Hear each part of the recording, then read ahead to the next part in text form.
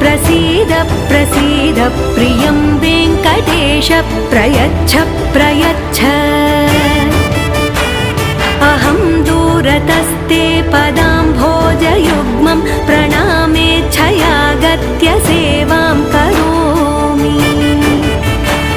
सकृत्सेवया नित्यसेवाफलं त्वं प्रयच्छ प्रयच्छ प्रभो वेङ्कटेश अज्ञानिना मया दोषान्न शेषान् विहितान् हरे क्षमस्वत्वं क्षमस्वत्वं शेषशैलशिखामणे